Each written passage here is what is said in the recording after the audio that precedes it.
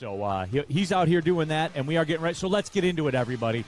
I would like to congratulate the San Francisco 49ers for obtaining in a trade the 4-time NFL Defensive Player of the Year, the man that walks on water, the man that doesn't even have to fly to San Francisco.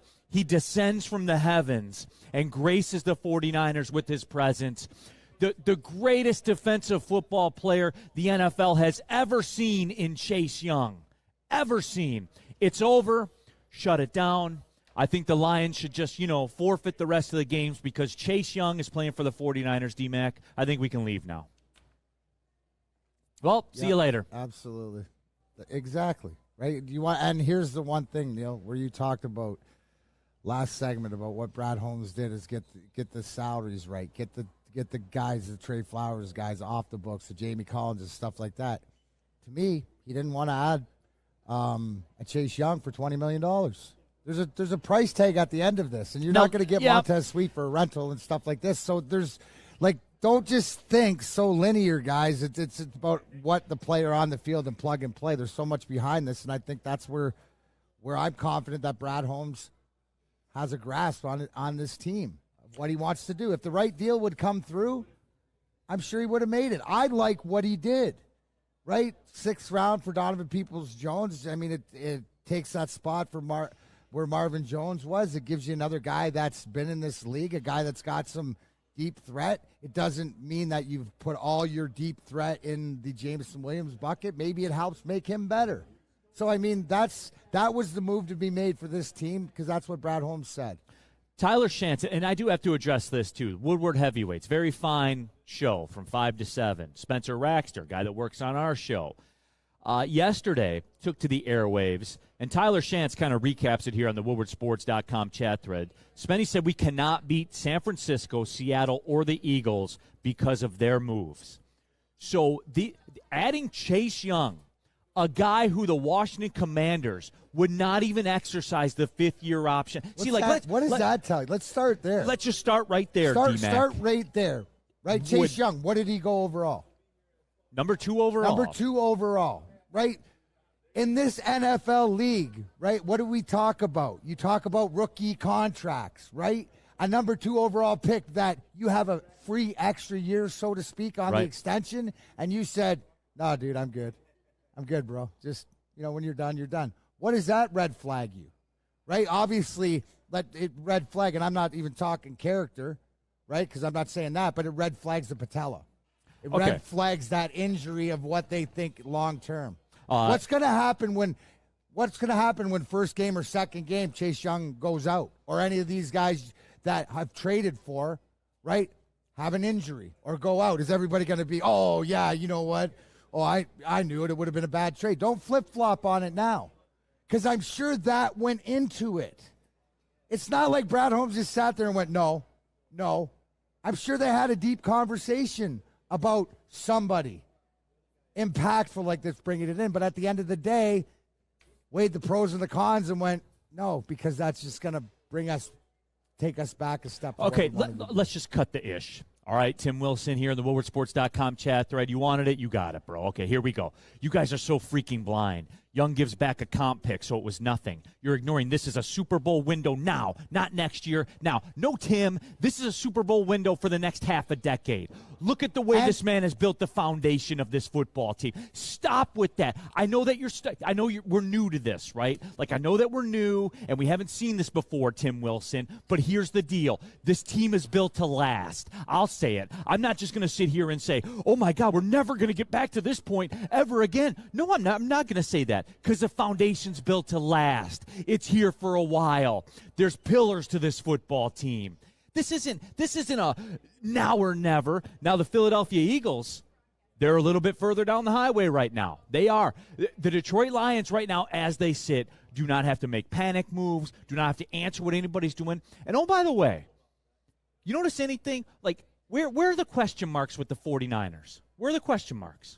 Did they address any of the question marks you guys had? Because you guys, all of you sat there and said, boy, Brock Purdy ain't it. When Lindsey Hunter was sitting here on Monday, you're like, oh, ha, ha, he. Hey, Lindsey, Brock Purdy, man, he ain't it. He ain't it, ha, ha, ha. Did they fix their weakness? The thing that you're most concerned about, did they address that? No, they did not. You know what the thing is, too? If you keep hitting like Brad Holmes does on drafts, that guys that keep continuing to play, look at where your team's at. That's what they keep bringing guys in here that'll play. He hasn't had to make that Hail Mary move yet, right? Because he hasn't missed on his guys and what they're building. Yes, the window is now, but aren't we at the beginning of our window? Right? So Yes. what you said, this could be 4 or 6 years There's because almost a of bonus how year. well you've drafted guys that can play. WoodwardSports.com chat thread, Kevin Bell. Debo's hurt all the time. Tricia Miller, please have a team meeting with your morning crew of whiners. Lucas Klott's here. We're going to talk to him in a little bit. No, there's no question about that. Thomas says, Washington fans are not crying over losing him. Again, I missed all these Defensive Player of the Year's award that Chase Young and, his torn Achilles and stuff like that has won. Is he a fine player? Sure, he's a very fine player. And for the comp pick people out there, you guys understand, right, that somebody has to sign him to roughly a $22-ish million a year deal to get the full value of that comp pick that you say is just guaranteed. You see what I'm saying here? And if you want to tag him, you want to go that route, you're kicking in $23-ish million right there. I'm not interested in that much money for Chase Young. I'm not. Sorry, guys. I'm not. So, and I'm not into it for a rental either. Like, it's just, and guess what? Through all of it, he's not Brad Holmes' guy. This culture that you guys talk about, that all summer long we took the text on from everybody. The all of a sudden Holmes slander people now. The culture thing's big to them, guys. I don't know what to tell you. Not their guy. I missed this when Montez Sweat and Chase Young, who are perennial underachievers with this Washington Commanders team that have never done anything, have morphed into this franchise-saving, Super Bowl-winning tandem that's going to put the NFL on notice. You know what it is? You know who all the noise is from? It's the Jalen Carter group. This is the Jalen Carter recess when the wave comes that you miss to whatever else that is always going to question, oh, we should have done this, we should have done that. You nailed it as far as whether you like it or not. There's a culture being built there that you have to be one of their guys. And you know what I like too? Because look at the veteran presence in that locker room. Do you think Brad Holmes, with the relationship that even we see being shown, right, just publicly, right, with his team, that he doesn't go to the Cam Suttons and the C.J. Gardner-Johnsons and all these veteran guys in his locker room to know the culture and whatever else, if this guy would fit or not. That's bigger right now than talent, whether you like it or not, because they're there and they've proven that. So that culture, whether you don't like it, I hear everybody screw culture. No, because when you screw culture, you're going to be back to what we have been for 30 years. So you know what? Suck it up, Buttercup. It's their show, and you better be along for the ride, or else you're going to sit here, bitch and moan. But I get it as the remnants to the Jalen Carter, what we didn't get, what we need, this guy and that guy. So that's where the rumbling is. I guess my overriding point with all this, and Coquet says John Lynch and Brad Holmes are the best GMs in the game. And I will give John Lynch, I'm not going to sit here and slander John Lynch. No, like I don't think it's too early for Brad Holmes, right? But he's more on the Panay stool. He's on his way. No question. But my thing too, like the way that, and I fell victim to this. I'm not going to lie about this. I fell victim to this, where I even caught myself anointing the 49ers. And then guess what happened? They went on the road for a couple games. Purdy was kind of mid the last 3 weeks. And what was the result? They're 4-3, and they're struggling right now.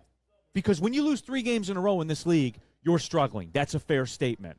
And when you say John Lynch is one of the best GMs in the game, yes, I agree with you. The track record and the mastery of the comp picks and all that kind of stuff.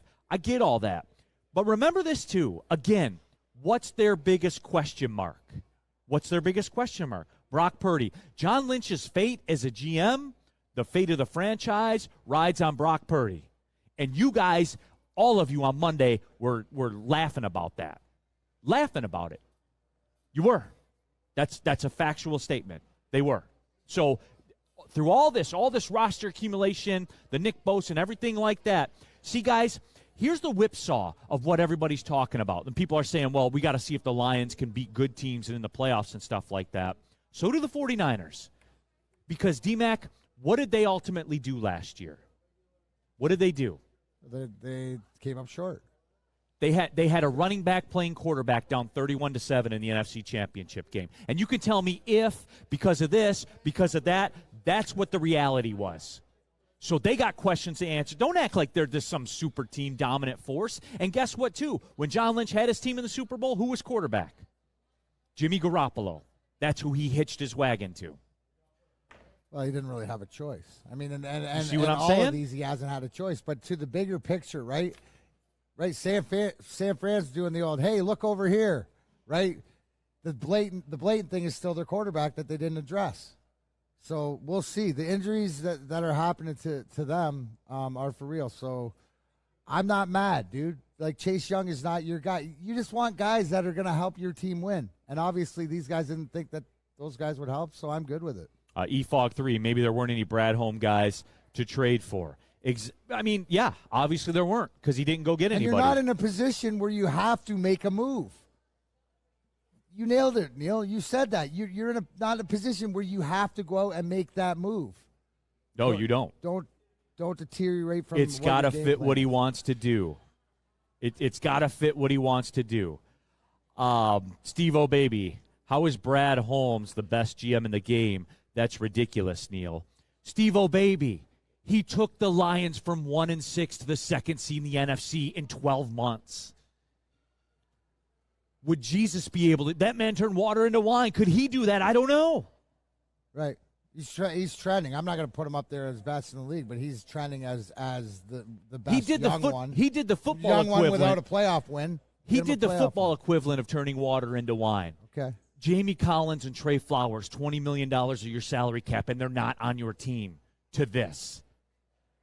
I think he's earned the right. I think he has earned the right to say, hey, I'm sitting this one out. And for Spencer to come on here and say, we can't beat any of these teams now. Nah, man. I don't like it either. Nah. I don't like it nah, either. Bro. I'm not prepared to go there. And so you know what? For like Spenny and the Lucas, we'll talk to Lucas in a little bit too. For those kinds of people, then I guess you're never going to go to a live stream watch party again and stand up there and cheer and do all that kind of stuff, right? Because it's over. According to you guys, you can't beat anybody, so why would you take your time and do it?